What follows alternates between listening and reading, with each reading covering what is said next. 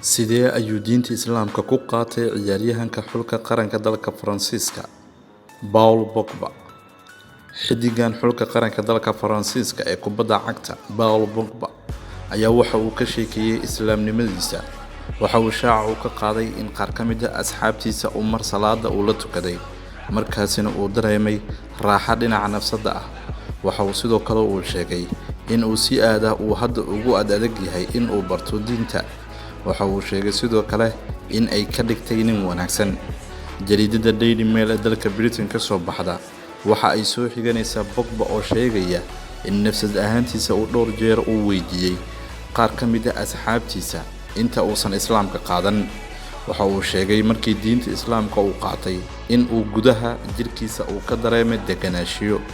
Waxa uu sheegay in uu soo maray waqtiyo adag oo noloshiisa ah. Waxa uu sidoo kale uu sheegay in qaar ka mid ah asxaabtiisa ay uga sheekeyn jireen diinta islaamka waxa ay tahay.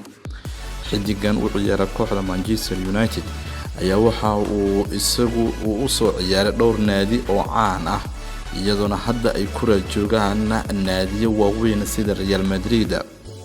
Pogba waxa uu su'aal laga weydiiyay sida uu ugu soo biiray diinta islaamka. Waxa uu sheegay islaamnimadu waa shay cajiib ah, waxa iga dhigtay ayuu yiri qof isbedela.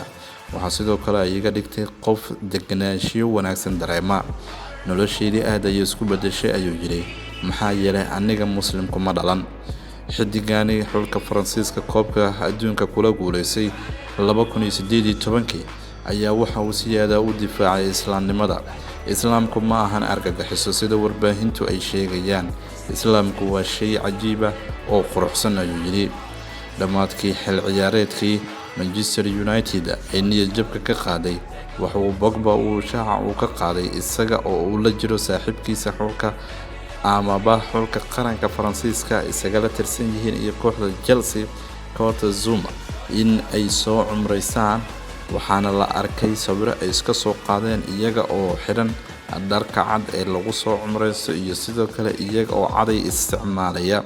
Sawirada qaar uu soo bandhigay Pogba waxaa ka mid ahaa isagoo isku soo sawiray agagaarka Kacbada barakeysan.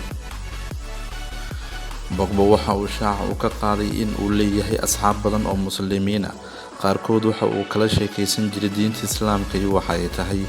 Waxa uu sidoo kale uu sheegay in dhowr jeer uu sameeyay research ama waxyaabo u gaar ah oo uu ku baadigoobayo ama uu ku raadinayo diinta islaamka.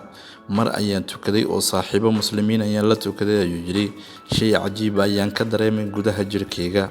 Waxa uu sidoo kale uu sheegay in hadda uu tukado 5 jeer ee salaadaha waajibka.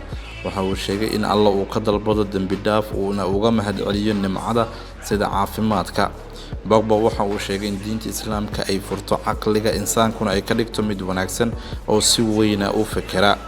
Waxaa jirtay dhowr jeer uu tagay wadamo ay muslimiintu ay ku badan yihiin sida dalka Isutaga Imaaraadka Carabta oo Pogba oo la arkayay masaajida halkaasi ku taala isagoo sawiro la soo galaya dadka muslimiinta ee salaada tukanayay.